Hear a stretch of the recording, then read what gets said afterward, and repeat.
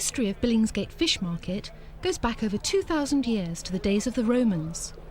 Today it's Britain's most important fish distribution centre, frequented mainly by restaurant fish suppliers and chefs, and on weekends by members of the public.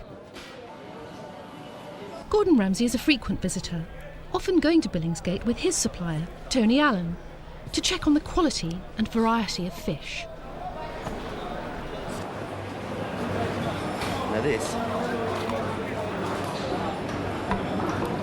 I'm still alive. Oh yeah, that is really, really strong. That's really pinching me. Serious? Look. Tony got pinched. They're not drenched, are they? They're hand dives. These are actually diving. Yeah, these dive. They are, aren't they? They're diving. Yeah. No, you see how strong they have to get. I've never seen it open like that at the bottom, you know. What? We've always got the top on, the flat top off. See, that's why you chefs always mess anything up, isn't it? No, we've always taken the flat top off. No. You know, I mean, for presentation point of view, that's the way they do it in the marketplace, something like that. Ready? Unbelievable.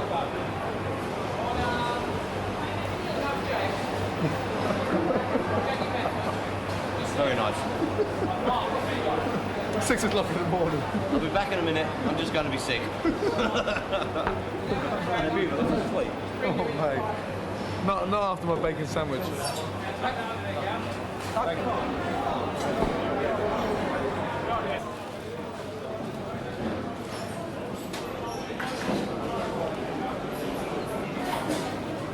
Lobsters and crabs. Oh, really? Yeah, just for what fried lobster with noodles. They're nice. You actually use them, but they're not lobster, though, are they? Sorry? They're not lobster. Yeah, they're longest. Longest, yeah. More cheaper than lobster. No, more expensive actually. But you haven't got the claw meat. Okay. That's what I mean. So whereas the lobster, you've got the same ratio of tail to body, Yep. but in a normal lobster you've got the claws. Okay. Yeah, which Yeah, gives okay. you more meat. Obviously, these do work out more expensive. You have a look at the, you know the big orange longest in France you would have used? Yeah. Yeah. I mean they're about, I don't know, 35, 40 quid a kilo. These are about £7 a pound, 15.50 a kilo. Really? They're quite reasonable. Nice, aren't they? Very meaty, aren't they? They are meaty, very strong. meaty. What do you think? I mean, there's 4 ounces of meat in one there. Yeah. It's quite a lot. Yeah, I don't understand why they take them off like that and then shoot it. Well, it's transport, but the thing is, unless they kill them at source and take the tails off, you know, by the time they transport them over here, you know, all the heads will be black and they'll all be black round there. Do you understand what I mean? Oh, okay, with the blood, Yeah. yeah. Okay. Where are they from? Cornwall? These could actually be from Scotland, these ones, but Really? you have to be careful these things. What's the difference between a cock and a hen crab now?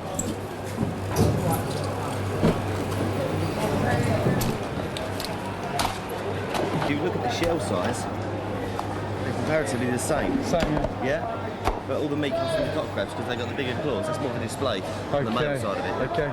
So So this is a female, the small claw. that is, you can see a more rounded shell. Yep. See what I mean? Whereas this Okay. goes up and comes down like that. But Look at the size of the claw, the difference in the meat. yeah, compared to the size of the body, the comparison of the claws. That's the average size of a large, don't you? Yeah.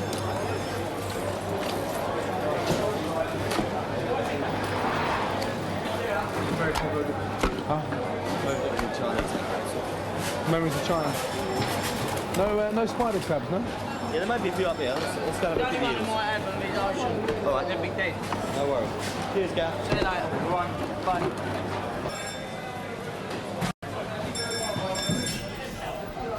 Beautiful.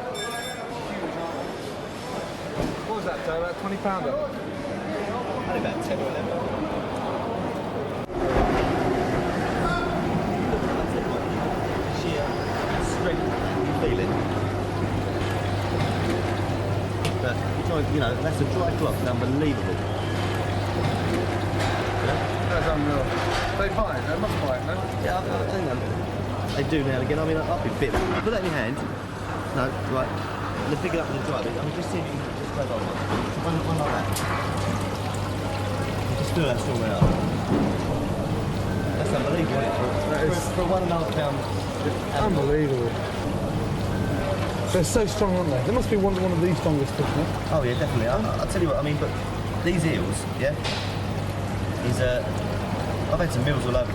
One of the best meals I've ever had is just grilled eel. Yeah. Have you ever eaten it grilled? What was he saying? Stuart told me about opening them up. And, you know, when you cut down the backbone, you open up like a flap. Yeah. And grill it with some breadcrumbs and grill it under. Well, you can do. In Italy, it's very big. You know, that freestyle I went to recently. Yeah. That's where we had grilled eel. Is it good? Yeah, brilliant. It's stunning. But if you just take, one of these little lessons over here, yeah, you used to cut a dart, yeah? But actually on the natural seams of it, like see the natural seam down the back, and you'll see the seam there, see the seam there. Yeah. Just insert the skin along all the way, clean the blood out, and just grill it. So, Yeah, just cover it in olive oil and grill it. It's amazing. And the other thing they're always good for, which you know about, is putting them down your trousers on a Friday night to go to a club, isn't it?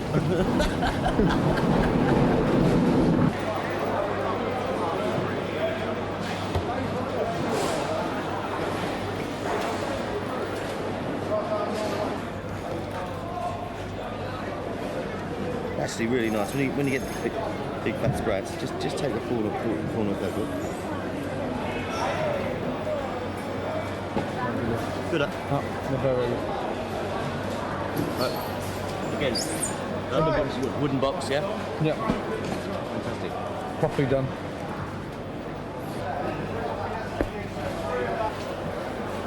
Yeah, I'll do them at the bank, they're beautiful. Oh, they're lovely. I mean, I live in Portugal, France all the time. They're really stunning. God, they're beautiful. They're expensive now. What sort of nationalities buy them? Most popular? Spanish, Portuguese, yeah, would be. Because I'm always in Portugal, you know?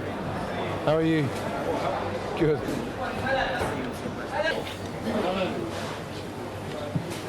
So, both English crayfish. Yes, both English crayfish. But the two varieties here, this is the signal one, which has a smooth shell, very fat claws. It's the one that's doing all the damage in all the waterways, and they're very keen to try and eradicate it. Really? Found in the same waters, both. Found in the same waters, yeah. This is your Turkish variety, which is all over the English waterway systems, mainly in the lakes and canals. I mean, they are very destructive in lakes and ponds because they eat all the baby fish. They burrow into banks. So anyone that's sort of, has got reservoirs, they're eating into the reservoir banks and it's all collapsing. Seriously? So they're quite keen to remove them as quickly as possible. Do you see them being banned, or? Well, I don't think you're allowed to put them back in the water once you catch them. Really? I think there's quite in various areas they've got very strict regulations on catch and destroy or catch and sell on. They're not to be reintroduced into any waters. Excellent. Good. Thank you, mate. That's all right. So, come and see. You don't think you'll find.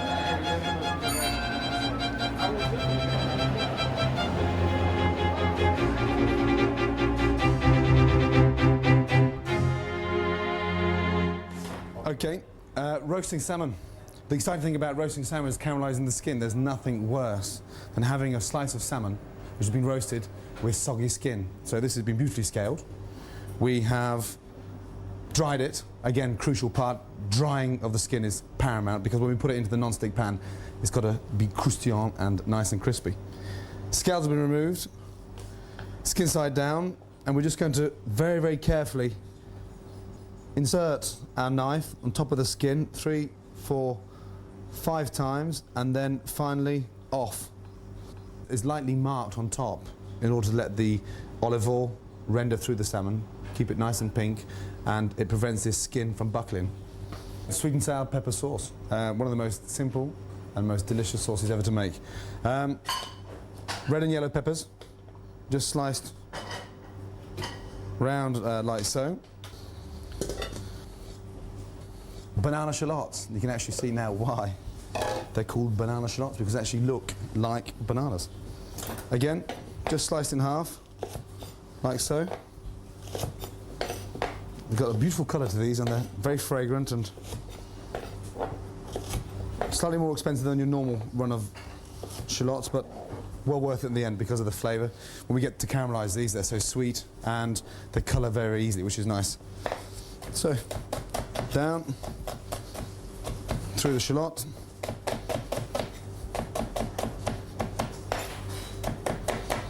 Slice lengthways because we're not slicing across, we want to slice lengthways because we want to run in conjunction the same way the peppers.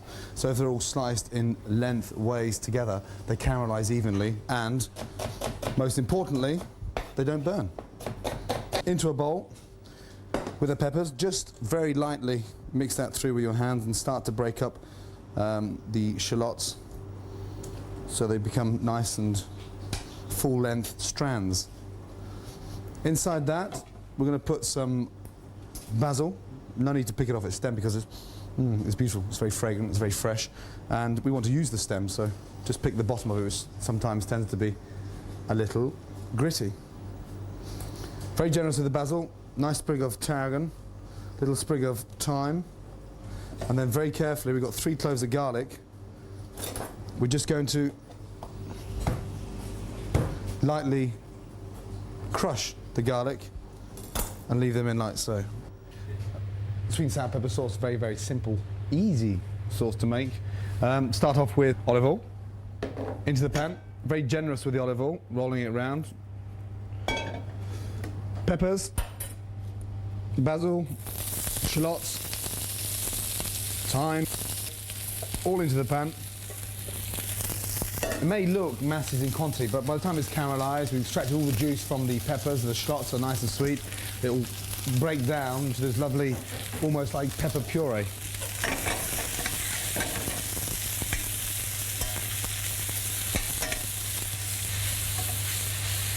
You may have noticed earlier the fact that I actually didn't peel the garlic, I just lightly crushed the garlic.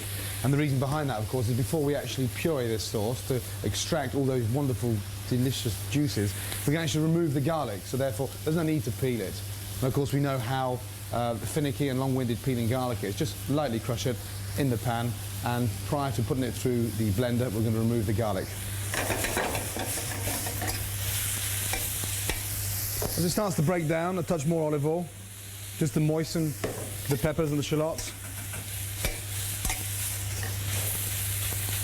And as you can see, I'm cooking this on a very fierce heat, and it's important throughout to cook on a fierce heat, especially when we're caramelising the peppers and the shallots, because if we don't do that, then it starts to boil.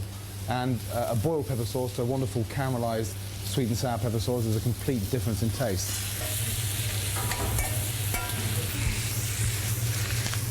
Okay, once the peppers and the shallots have been caramelised, we're going to deglaze the pan with a touch of white wine vinegar.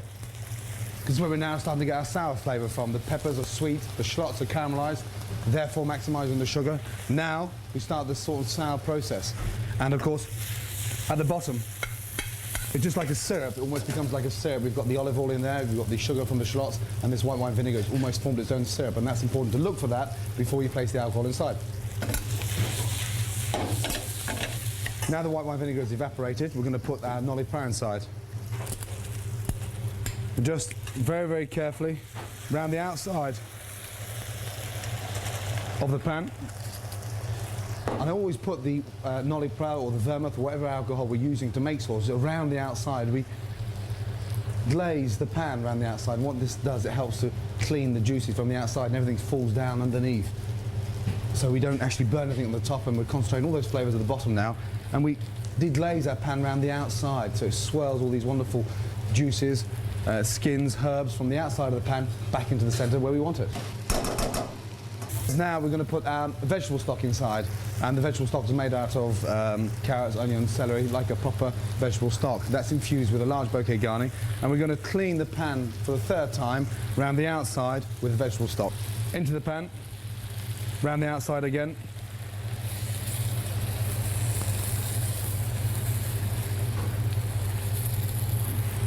We've got about 650, 700 ml in there, double the quantity of alcohol, and we're just covering the peppers. Because the important part about this sauce now is that we actually bring it up to the boil, cook for 3 or 4 minutes, and then we're going to puree it. We don't reduce it down to a syrup, otherwise it's going to become too strong, too sickly, and it will have a very rich, horrible, weighted flavour on the end of your palate. So, 3 cloves of garlic, and I found them. Out into the bin. And now we're ready for pureeing the sauce. Not too thick, not too runny, but just nice, smooth, velvet texture. Straight through. And then with a small ladle, just very carefully pushing down through the sieve.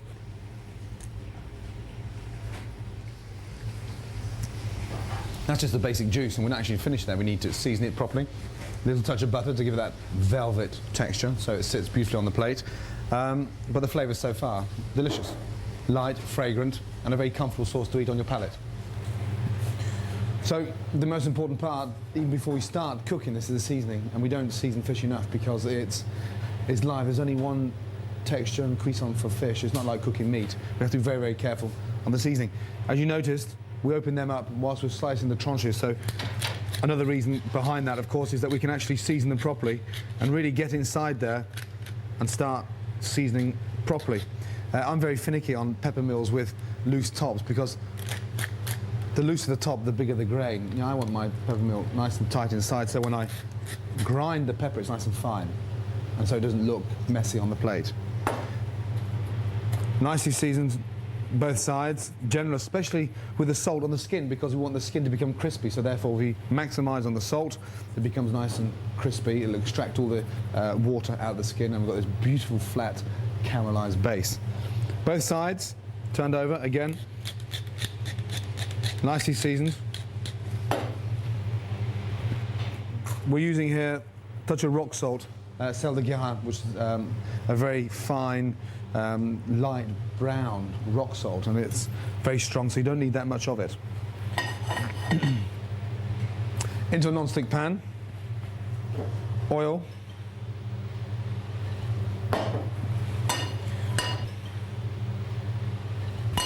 once the oil's gone into the pan, you can see how hot it is just by the smoke it's creating around the side. So just moisten the pan with the olive oil around the side. You can identify it's nice and hot. So it's now starting to smoke. Because it's a non-stick pan, we don't have to flood the pan with oil. Sometimes when you're cooking fish at home, you have the tendency to steep this fish in olive oil. You know, it's a non-stick pan. It's going to be cooked 90% of it on its skin side down, so therefore we don't need masses of olive oil. Okay, starting to smoke around the outside. Salmon in.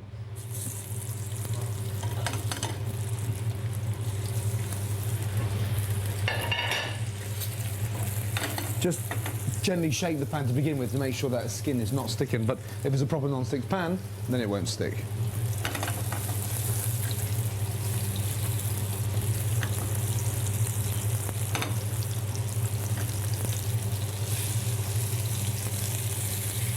And I always like to just very carefully lift the salmon from the bottom of the pan in order to let that olive oil go underneath, and we can actually colour it as opposed to scorching it, and there's a big difference. The interesting part about serving this salmon is we want a nice crispy skin, but we want it pink in the middle. That's paramount. That is so important. So you can see now, as the cooking starts, the colour of the salmon changes throughout, and I'm not going to turn that until that cooking throughout the salmon has actually changed to above halfway, because how it's determined on the outside is very much replicated the inside. It's still very raw halfway through, and the heat hasn't started transferring throughout, so we're not going to turn it just yet. Having the salmon cooked on the skin is a great protection, because there's nothing worse than having overcooked fish, and this will... The chances of overcooking this is impossible, because we can now start to see how the different layers of salmon have changed in colour. It's sort of almost becoming very, very light pink at the bottom. It's transferring through, and about 30 seconds from now, 45 seconds, I'm going to turn them over, because you can identify it's almost half cooked, as you can start to see above. So, turning the salmon over onto the bottom.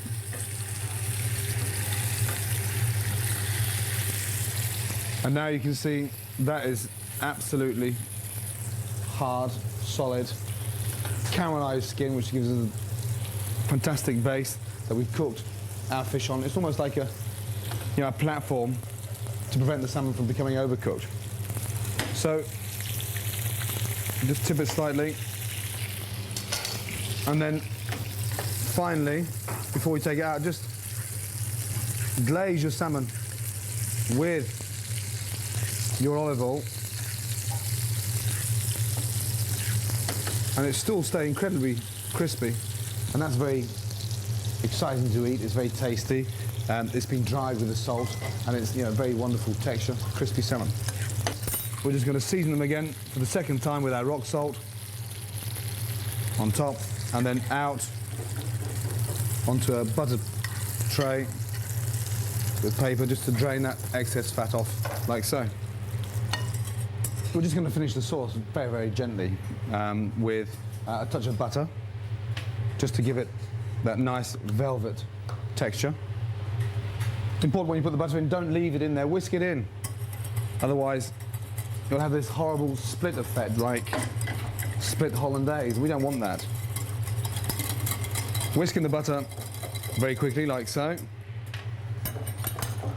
Touch of pepper, fine ground pepper, rock salt, and then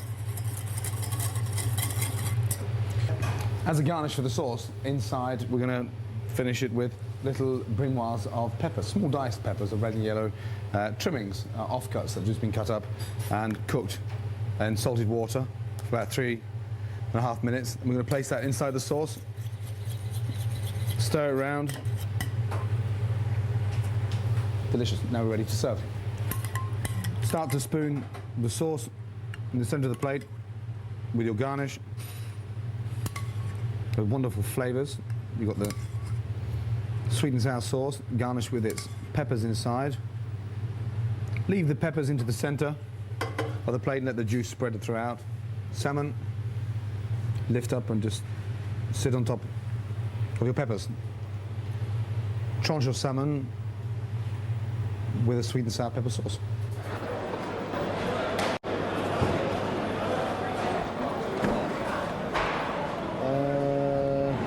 The cheeks. Monkfish or turbot? You ever eaten them? Monk. No, I haven't. They're beautiful. That's what you'll see in places in Spain and that. Yeah. Cuttles, the baby squids, the tiny octopus. They're actually monkfish cheeks, which are a big delicacy in Spain. No. Yeah, well, monkfish hake, baby octopus, baby squids, tiny cuttlefish are all delicacies in Spain. They're all fantastic. But you take the skin off, just there, and they're beautiful little medallions. They're really stunning. Unbelievable. Silver sabre. From Portugal. Yeah. They're so thin, aren't they? Espada, yeah. It's good fish, you know? It tastes good. Seriously. Yeah, really good. How come none of the restaurants in England use it? It'll be Spanish and Portuguese restaurants again. But there again, same thing, much like the eel, you can tie this around your waist to keep your trousers up.